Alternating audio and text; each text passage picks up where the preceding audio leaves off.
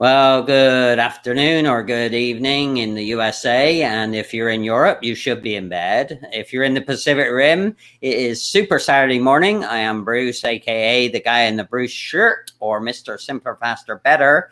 And I have Mr. Enrique all the way from beautiful Florida here with us. So, Enrique, why don't you say hi to everybody and we'll get going on our cleaning things up here, right?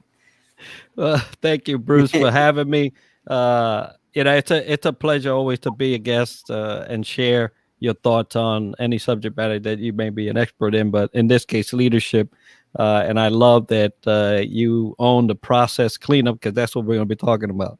Yeah, absolutely. Well, I focus on the process. Obviously, there's what I call people engineering in that piece, which is touching on the leadership, but I don't, clean up leadership like you do. I don't have the skills that you do, my friend.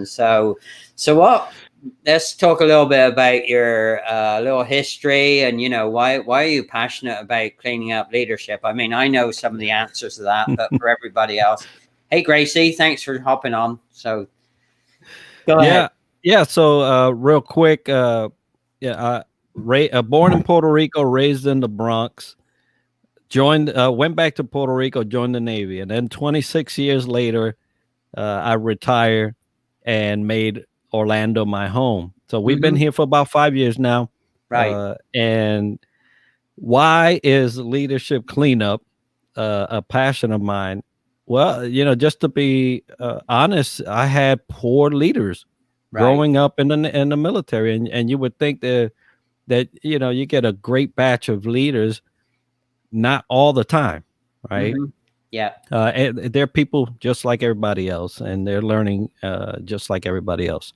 Right. In my case, I just fell prey to poor leaders at times that were more of the authoritative. Yeah.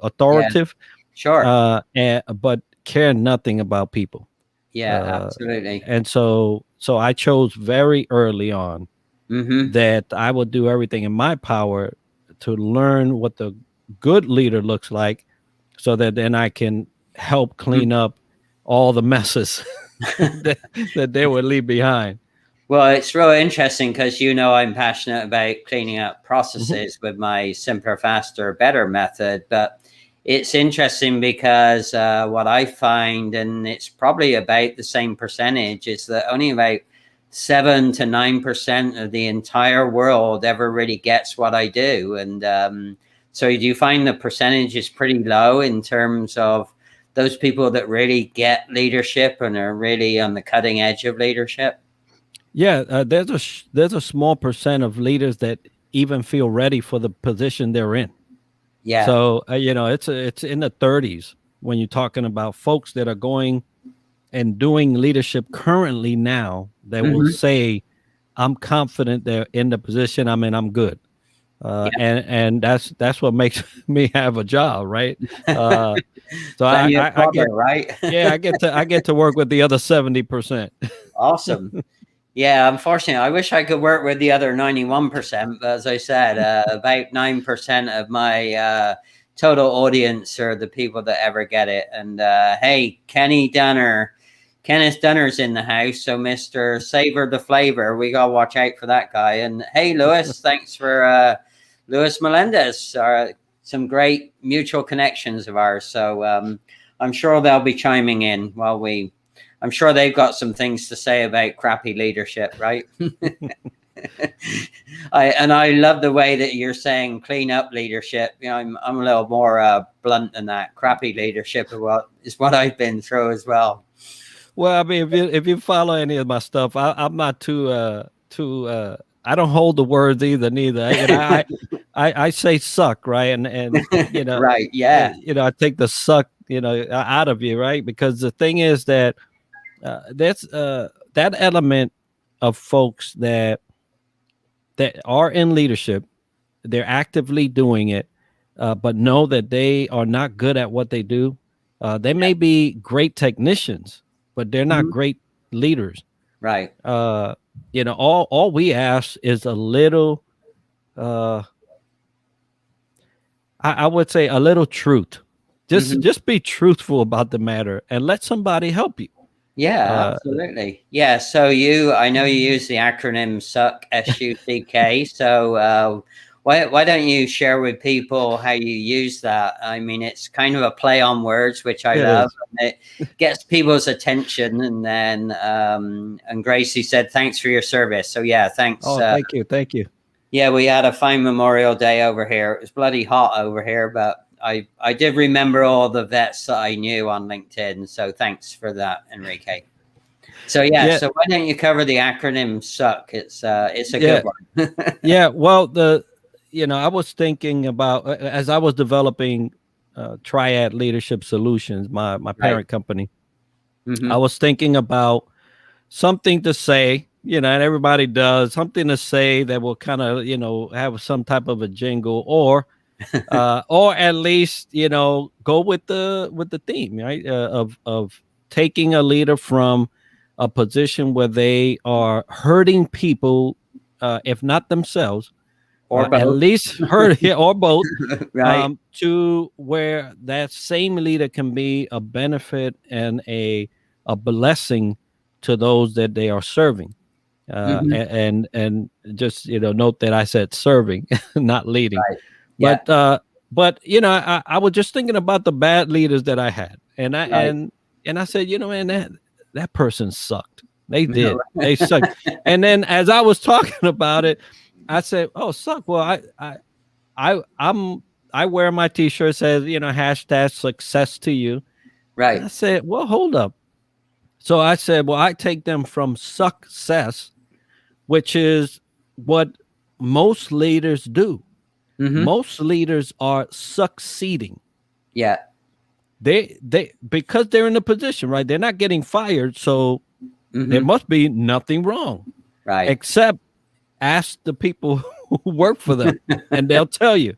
And so those people have become successful. Right.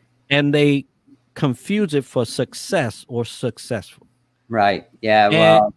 And they're almost there, right? Except they have this, what I call a K factor, which kind of makes it, what it is. And so I said, well, okay, so I'll take you from success to success.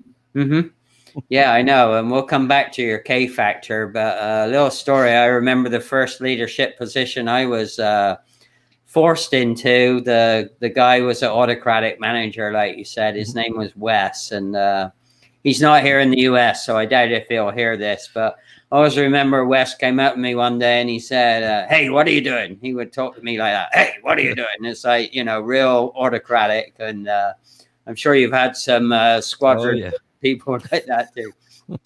And I went to him, he said, hey, I want you to do a new job tomorrow. And I said, what is it? He said, no, I want you to do a new job tomorrow. He didn't even say.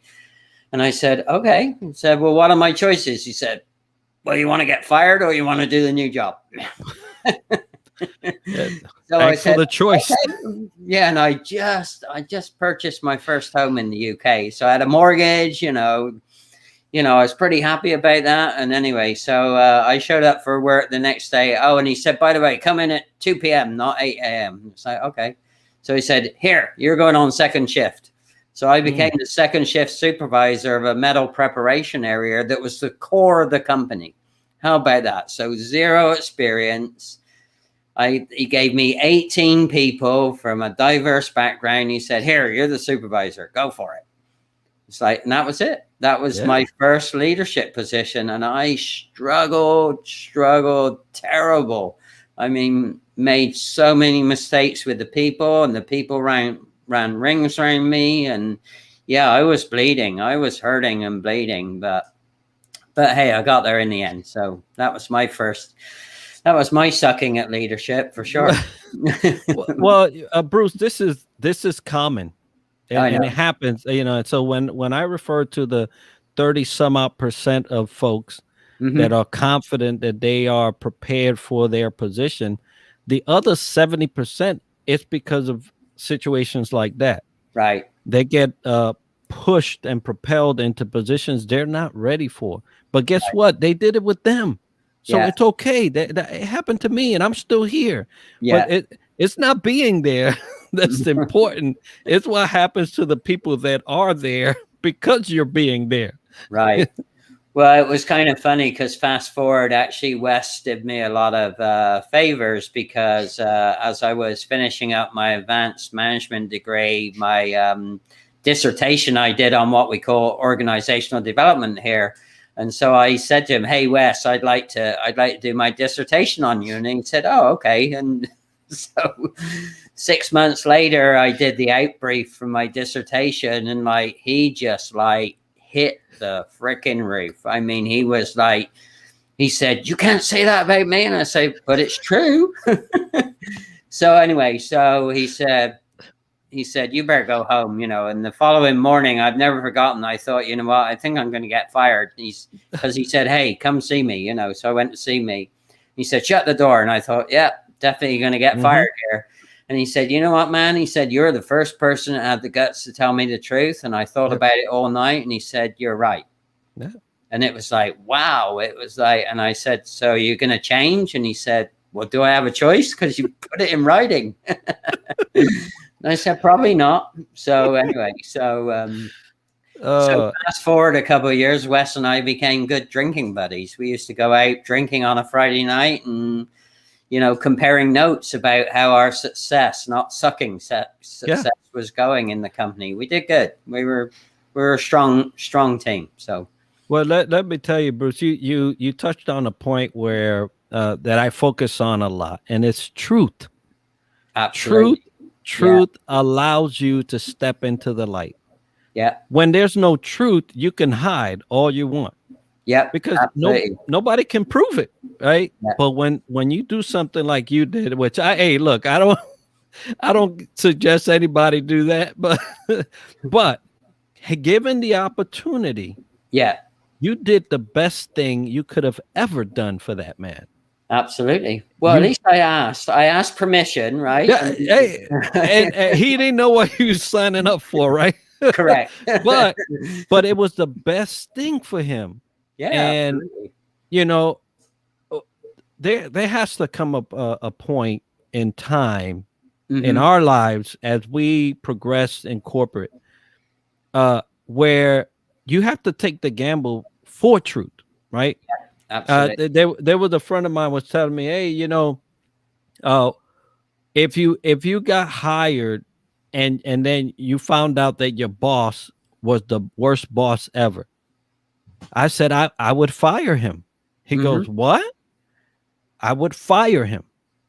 Now, how could you do it? I said, "I leave."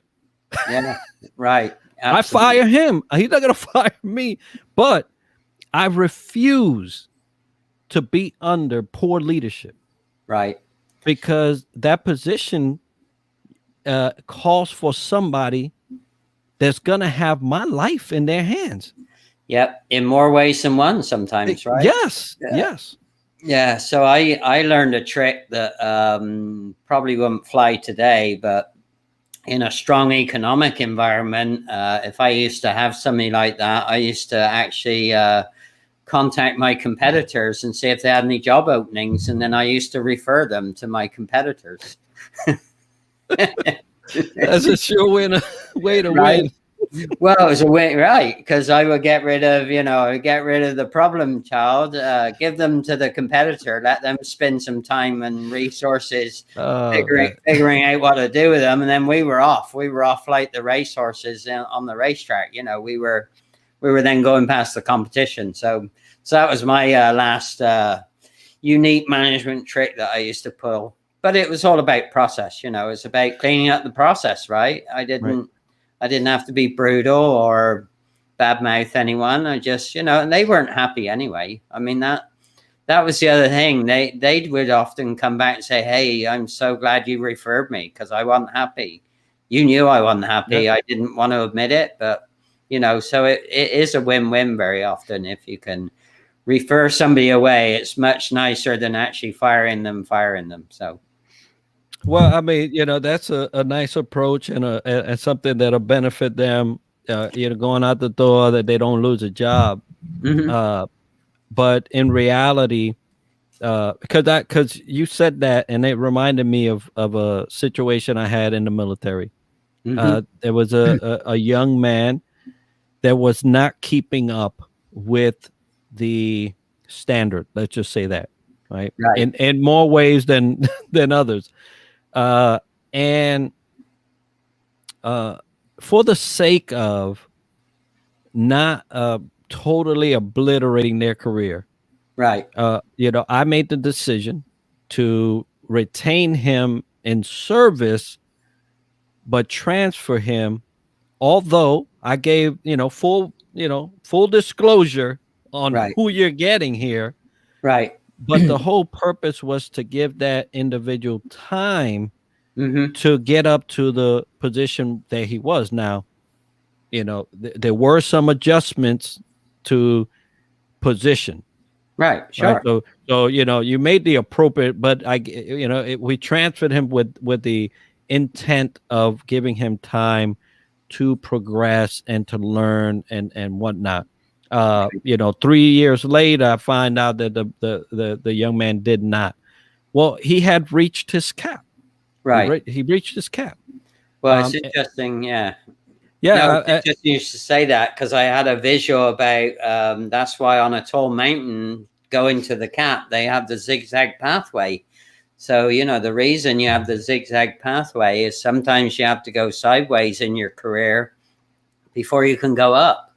And sometimes you go sideways and you find your ledge, and that's going to be your ledge for the rest of your career. Not everybody has to go to the cap of the mountain, right? Yeah.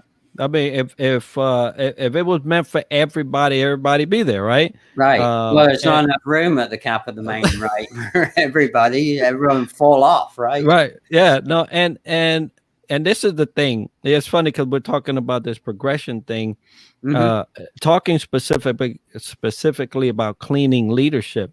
Yeah. One of the aspects of truth, and going back to that a little, is that the leader must be truthful to themselves. Yeah. And when you're not cutting it, cut yourself. And this is what I mean by that. Get out of the way. Right. Get out of your own way, you mean? Yeah, get out of your own way. Get out of other people's way. Yeah. And let me give you an example. And the reason why I say is because I believe it and I've done it myself. I was in a leadership position. I was happy with everything. The company was great. The people were great, and they still are, right? Except that it was at a time of loss back in April. I lost my mom. It really, really affected me to the point where I just was not able to focus and think right. I couldn't do it. Right. And so I started seeing that the team was doing more than I was for my stuff. Right. And so I had to make the decision to take myself out of the play because they were going places. Right. But my current situation did not allow me to stay focused enough to be a positive addition to the team. Right. I left. No job. No job. Right. But plenty of peace. Absolutely. Yeah. I made the right decision for the team, not for myself. Yeah. And the reason why I did that is because I believe it wholeheartedly. You have to be truthful to yourself. If you aim to be a great leader, the truth must live in you. And when you know that you're not cutting it, get out of the way. Yeah. Well, you have to have an awareness as well. So I haven't shared this with many people, but on April 12th, I lost my eldest sister as well. It was a short illness, but a pretty grave illness. It wasn't COVID, fortunately, but yeah, the whole focus thing, my focus has been off since April. So I think you try and overcompensate in some ways, but I am very fortunate. And actually, Gracie Ruth is one of those people. So I have a small, very trustworthy, hardcore of people, meaningful connections that help me out. And I know some days I'm not as focused and not as sharp as I was, you know, back in March. So, but yeah, so you're right. You've got to have that awareness. And if you don't have that awareness, then that's when other things start to fall apart as well, you know, right? So yeah. cool. And you know, as a leader and a trainer of leaders, you cannot you know, say something that you can't do yourself, right? So, you know, and so when I say it, because I've done it, and you have to be that type of person that regardless of what pain you may suffer as a leader, you can't let people suffer.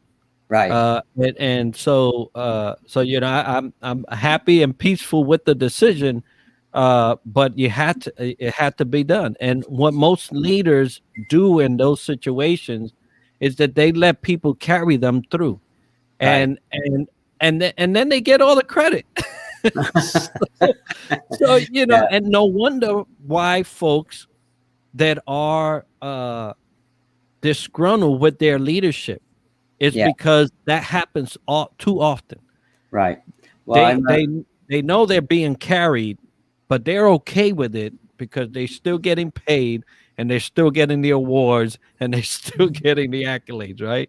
Yeah, that's not for me. I'm a big proponent, and I've said this on several private Zoom calls, and I've said it on several lives. You know, you got to be the product to your own process. I mean, I would feel very hypocritical if I wasn't striving for every day being simpler, faster, better to clean up my own processes, right? I mean, what good am I going to be to try and lead somebody else to understanding all the benefits of that if I'm goofing off not doing it myself, right? Or making processes longer, more discombobulated and awful, right? I mean, I've done that out of ignorance, but not purposefully. And I've also gotten good feedback. You know, people said to me, "Hey, Bruce, that is not simpler, faster, better, man." It's like, you're right. It's not.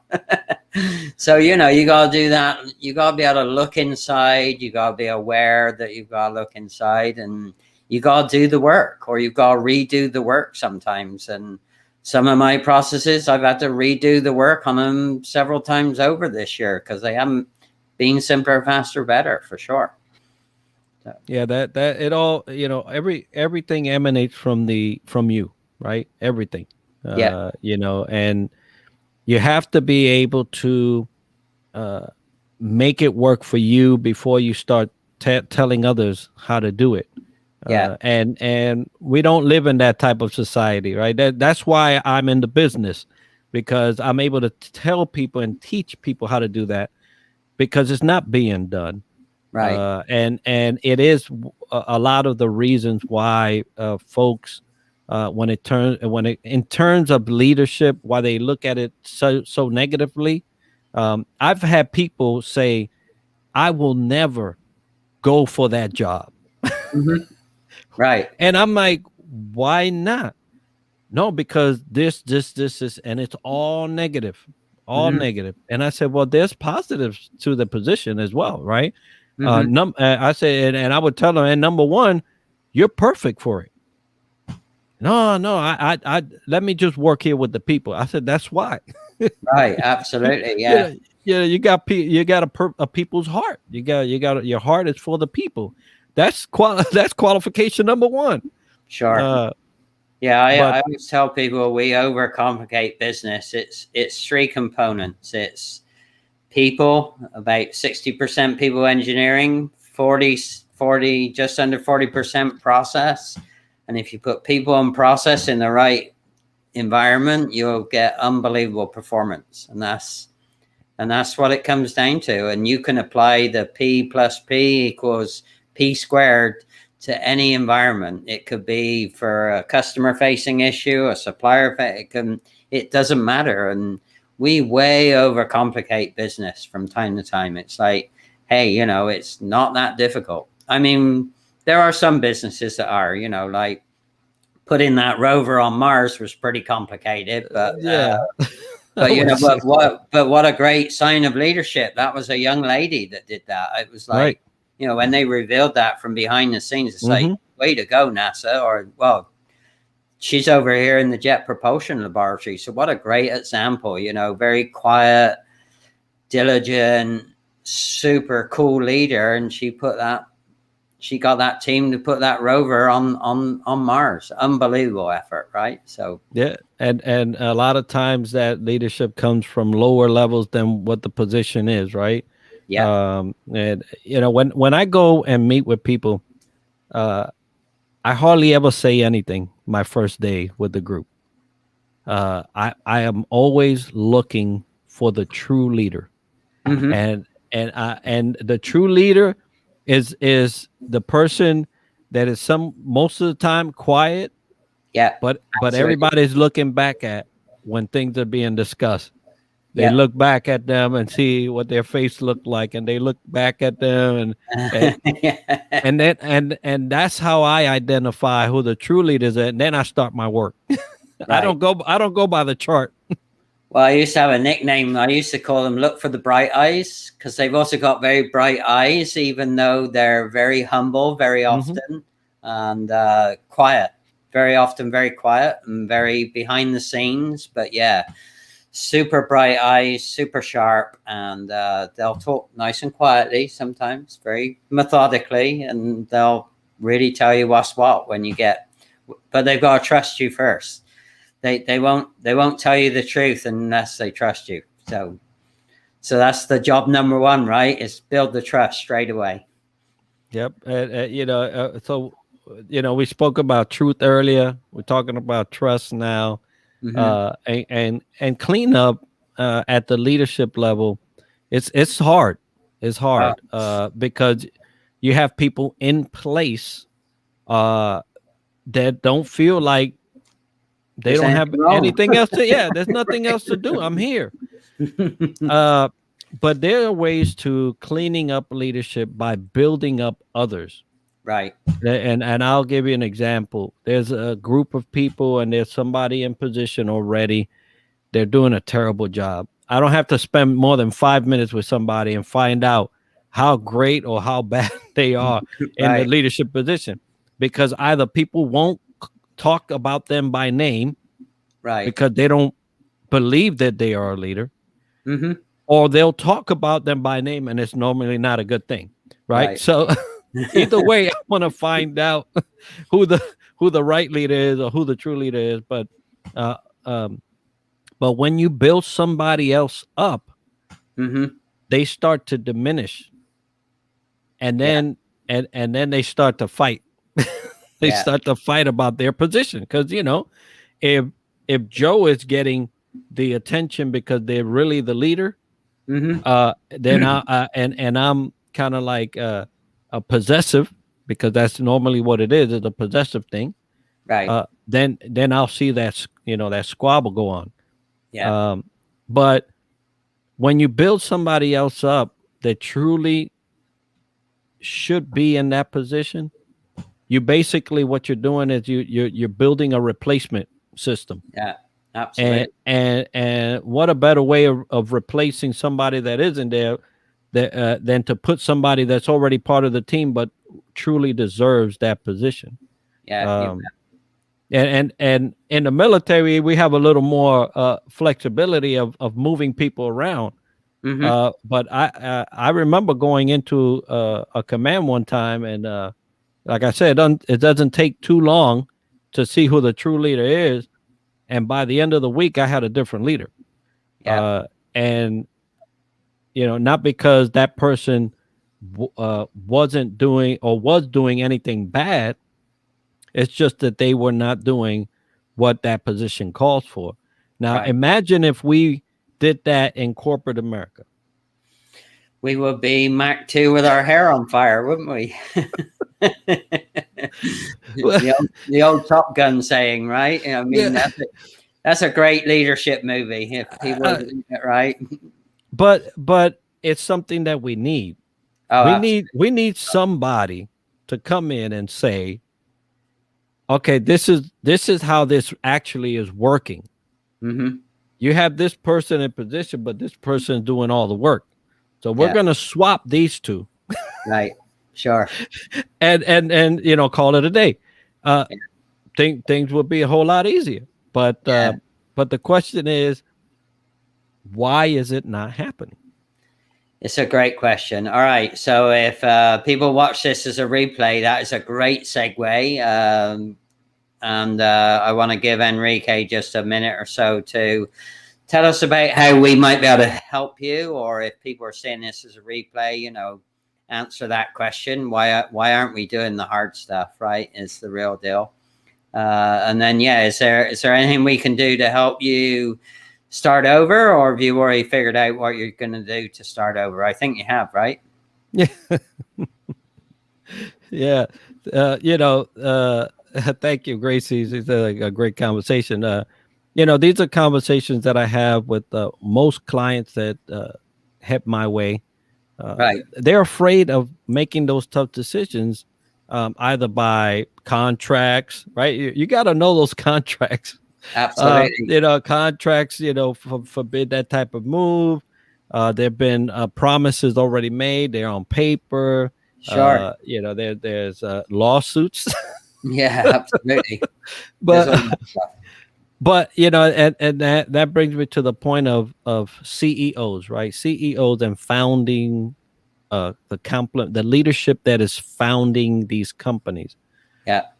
If you don't set that straight right from the beginning, where that's a thing that, you know, hey, in this company, we're going to hire you in a position, but if we feel that you're not doing that position, we'll find another position for you, but you're not going to be in there too long. Right. You know, then that becomes a cultural thing, right? You expect, that's an expectation. But we don't do that. But in any case, you know, that's what I do. That's what I do. I come in, I help look at the processes, you know, process cleanup. I do leadership cleanup, and allow them the opportunity to right size their teams. Yeah, absolutely. Right sizing is a good way. So I think one final, you've got something exciting coming up, right? You're going to go on tour, I hear. Yes, thank you for that. You know, as things open up and people get vaccinated, you know, there's a little more freedom to move about. And so Triad Leadership Solutions have partnered with another company. I won't say that at this moment, but the plan is that we're going on a 5-state tour, and we're going to bring an executive leadership summit, 2 to 3 day event where they can come in, and I'm talking about a small complement, 15 to 20 people max. Right. So that the intensity and the level of attention can be given to this important topic of leadership. Right. So, you know, we're talking about here in Orlando, over in Idaho, Alabama. We're going to Oahu. You know, the background that I have, and you know, my shirt. I'm going back home. Awesome. You know, and several other states, but that's coming here starting in August. All right. So real close, and I'll be posting some of that stuff on LinkedIn so people stay abreast of it. All right. Well, make sure you tag everyone that was live on the live, and as you see any replay comments pop in here, Enrique, I'm sure people would love to be tagged, and we'll share the love, because we know that you love doing leadership cleanup, or cleaning up leadership. So we probably need to get you a new hashtag. I'm not sure what it is, but I'll think about it. Maybe it is the love of leadership cleanup or something. It's pretty long, but anyway. All right. Yeah. Go ahead. No. Thank you so much for having me. Thank Gracie, Ken, my brother over there. Louis, thank you for your comment on my service. It was my honor and my pleasure. Yeah, absolutely. All right. Well, if you hang for a minute, we'll just finish up. Thanks, everybody. Fabulous Friday night, super Saturday if you're in the Pacific Rim, and be safe out there. Always safety first. Bye.